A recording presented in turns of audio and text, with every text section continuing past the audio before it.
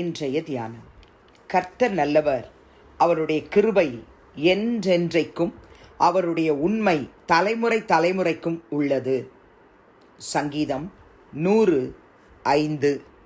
ஆண்டவரும் இரட்சகருமாகிய இயேசு கிறிஸ்துவின் நாமத்தினாலே இந்த காலை வேளையிலே இன்றைய தியான நிகழ்ச்சியின் வாயிலாக உங்கள் ஒவ்வொருவரையும் சந்திப்பதில் நான் கிறிஸ்துவுக்குள் மிக்க மகிழ்ச்சி அடைகிறேன். பிரியமானவர்களே, என்று கர்த்தருடைய நாள். உலகம் முழுவதிலும் இருக்கிற எல்லா கர்த்தருடைய பிள்ளைகளும் பிதா குமாரன் பரிசுத்த ஆவியானவரை மகிமைப்படுத்தும்படிக்கு தேவனுடைய ஆலயத்துக்கு கடந்து செல்லும்படிக்கு கர்த்தர் நமக்கு கொடுத்த ஒரு அருமையான ஆசீர்வாதமான மகிமையான பரிசுத்த நாள். பிரியமானவர்களே, இந்த நாளிலே நம்ம எல்லாரும் ஆலயத்துக்கு கடந்து சென்று துதித்து ஆராதித்து கர்த்தருடைய சமூகத்திலே சாட்சிகளை சொல்லி காணிக்கைகளை படைத்து வார்த்தைகளை பெற்றுக்கொண்டு சந்தோஷமாக நம்ம எல்லாரும் அவருடைய இல்லங்களுக்கு திரும்பி வரப்போவதற்கு முன்பதாக இந்த நாளிலே இந்த வசனத்தை தியானித்து திருச்சபை ஆராதனைகளுக்காக நாம் ஜெபிக்க போகிறோம். இந்த 100ஆம் சங்கீதம் ஸ்தோத்திர சங்கீதம் என்று சொல்லி சங்கீதக்காரன் எழுதி வைத்திருக்கிறார். பூமியில் உள்ள எல்லா குடிகளுக்கும் ஒரு அழைப்பு கொடுக்கிறார்.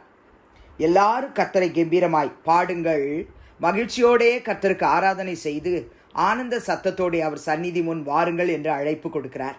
கர்த்தரே தேவன் என்று அறியுங்கள், நாம் அல்ல அவரே நம்மை உண்டாக்கினார், நாம் அவர் ஜனங்களும் அவர் மேய்ச்சலின் ஆடுகளுமாயிருக்கிறோம் என்று எழுதி வைத்திருக்கிறார். அவர் வாசல்களில் துதியோடும் அவர் பிரகாரங்களில் புகழ்ச்சியோடும் பிரவேசிக்க வேண்டும் என்று எழுதி வைத்திருக்கிறார். அவரை துதித்து அவருடைய நாமத்தை ஸ்தோத்திரியுங்கள் என்று சங்கீதக்காரன் எழுதி வைத்திருக்கிறார். என் அன்பு சகோதரா சகோதரி, இன்றைக்கு கர்த்தருடைய ஆலயத்துக்கு கடந்து செல்கிற நாமும் இந்த சங்கீதத்தை வாசிச்சுட்டு கர்த்தருடைய ஆலயத்துக்கு மகிழ்ச்சியோடு கடந்து சென்று அவருக்கு ஆராதனை செய்யும்படிக்கு ஆனந்த சத்தத்தோடே அவருடைய சந்நிதிக்கு முன்பாக கடந்து செல்லும்படிக்கு கர்த்தருடைய ஆவியானவர் இந்த சங்கீதத்தை நமக்கு ஞாபகப்படுத்துகிறார். நமக்கு ஒரு அறிவு இருக்கணும், கர்த்தரே தேவன் என்று அறியணும். நாம் அல்ல அவரே நம்மை உண்டாக்கினார்னு அறியணும். நம்ம எல்லாரும் அவருடைய ஜனங்கள், அவருடைய மேய்ச்சலின் ஆடுகளாக இருக்கிறோம் என்ற அறிவு கர்த்தர் நமக்கு தரணும். அப்போ அவருடைய ஆலயத்துக்குள்ளே போகும்பொழுது அவர் வாசல்களை எப்படி போகணும்? துதியோடு போகணும், அவருடைய பிரகாரங்களில் புகழ்ச்சியோடு பிரவேசிக்கணும், அவரை துதிக்கணும், அவருடைய நாமத்தை ஸ்தோத்தரிக்கணும்.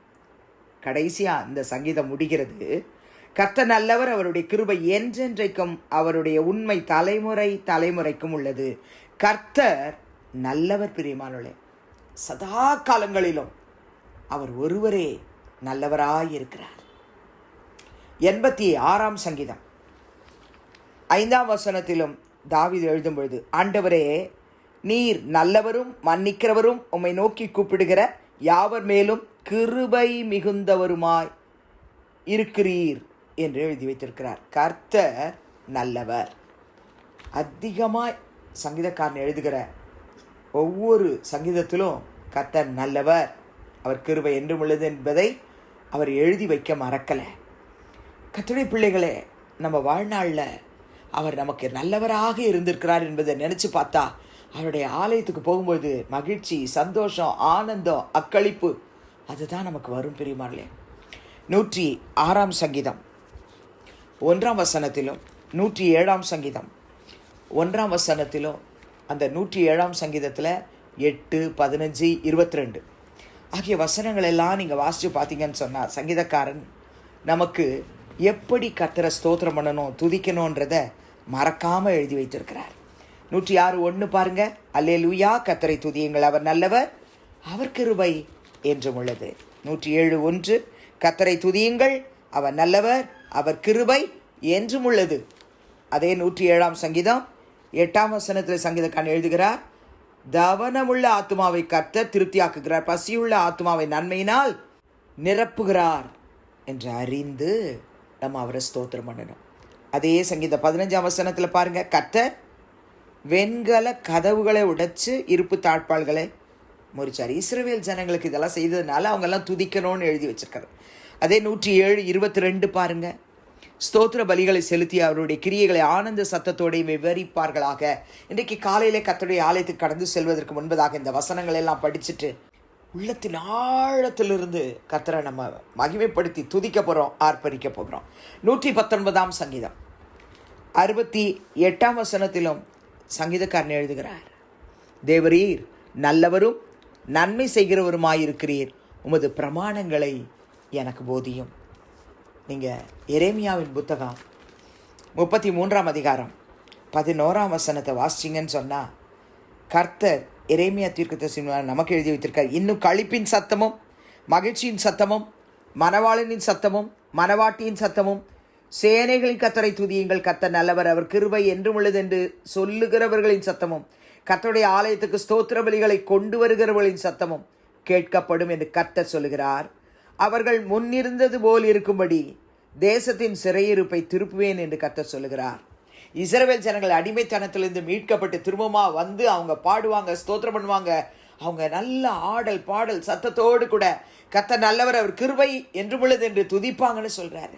கர்த்தர் நல்லவர், அவர் கிருபை என்றும் உள்ளது. பிரியமானவர்களே, அது மாத்திரமல்ல, 100ஆம் சங்கீதம் 5ஆம் வசனத்தின் பின்பாகம் என்ன நம்ம வாசிச்சோம்? அவருடைய கிருபை என்றென்றைக்கும், அவருடைய உண்மை தலைமுறை தலைமுறைக்கும் உள்ளது. கிருபை, உண்மை. கர்த்தருடைய பிள்ளைகளே, அநேக வசனங்களை சொல்லிகிட்டே போகலாம்.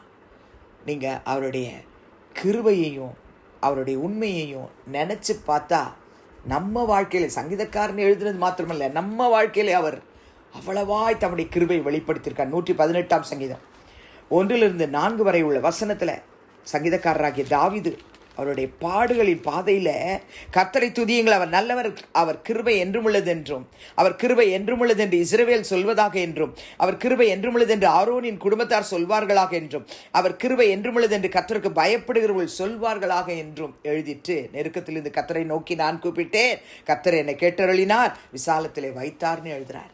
ஆமென். அன்பு சகோதர சகோதரிகளே, தாவீது மாத்திரமல்ல, என்னாலையும் உங்களாலையும் கர்த்தருடைய கிருபையை நம்ம வாழ்நாள் எல்லாம் அனுபவிச்சிருக்கிறோம் இல்லையா? நம்மளால் துதிக்காமல் இருக்கவே முடியாது. பெரியமாளே, கிருபை மாத்திரமல்ல, அவருடைய உண்மை. சங்கீதம், நீங்கள் 119ஆம் சங்கீதம் 90-91 வசனத்தில் வாசிங்கன்னா, உம்முடைய உண்மை தலைமுறை தலைமுறையாக இருக்கும், பூமியை உறுதிப்படுத்தினீர், அது நிலைத்திருக்கிறது, உம்முடைய பிரமாணங்களை நிறைவேற்றும்படி அவைகள் இந்நாள் வரைக்கும் நிற்கிறது, சமஸ்தமும் உம்மை சேவிக்கும். செபிக்கலாமா? பரலோக பிதாவே, இயேசுவின் நாமத்தில் இந்த காலையில் நம்முடைய சமூகத்துக்கு நாங்கள் வருகிறோம். சங்கீதம் 105 சங்கீதக்காரன் எழுதினது போல, கர்த்தர் நல்லவர், அவருடைய கிருபை என்றென்றைக்கும், அவருடைய உண்மை தலைமுறை தலைமுறைக்கும் உள்ளது என்று சொல்லி நாங்கள் எல்லாரும் கர்த்தருடைய ஆலயத்துக்கு கடந்து செல்வதற்கு முன்பதாக இந்த வார்த்தையை சொல்லி ஸ்தோத்திரிக்கிறோம். உலகம் முழுவதிலும், இந்திய தேசத்திலே, தமிழகத்திலே, எங்களுடைய மாவட்டங்களிலே நடைபெறப் போகிற அனைத்து திருச்சபை ஆராதனைக்கு அப்பா நீங்கள் வாங்கப்பா, ஆராதனை ஆசீர்வதிங்கப்பா. கர்த்தர் நல்லவர்னு உம்முடைய பிள்ளைகள் பாடி ஸ்தோத்திரி துதித்து ஆராதிக்கும் பொழுது உம்முடைய கிருபையும் உம்முடைய உண்மையையும் அவர்கள் மேலும் அவருடைய தலைமுறை தலைமுறை மேலும் ஆண்டவரே நீர் வைக்க போகிறதுக்காய் ஸ்தோத்திரம். எல்லா இடங்களிலும் ஊழியர்கள் வாயிலே கிருபையுள்ள வார்த்தைகளை கொடுமப்பா. உம்முடைய வார்த்தைகள் ஒவ்வொரு திருச்சபை மக்களையும் ஆற்றட்டும், தேற்றட்டும், பலப்படுத்தட்டும். ஊழியத்துக்கு விரோதமாய், ஊழியக்காரர்களுக்கு விரோதமாய் எழும்ப எத்தனிக்கிற எல்லா அந்தகார வல்லமைகளை நசரேயனாகிய இயேசுவின் நாமத்தில் நாங்கள் அழிக்கிறோம். உங்கள் நாமத்தில் ஜெயம் எடுக்கிறோம். துதிகன மகிமையை உமக்கு செலுத்துகிறோம், இயேசுவின் நாமத்தில் பிதாவே, ஆமென். கிறிஸ்துவுக்குள் பிரியமானவர்களே, இந்த நாளிலே நம்முடைய கர்த்தராகிய இயேசு கிறிஸ்துவின் கிருபையும் பிதாவாகிய தேவனுடைய அன்பும் பரிசுத்த ஆவியானுடைய அந்யோன்ய ஐக்கியமும் நாம் அனைவரோடும் சகல பரிசுத்தவான்களோடும் இந்நாள் முழுவதும் இருப்பதாக. ஆமென்.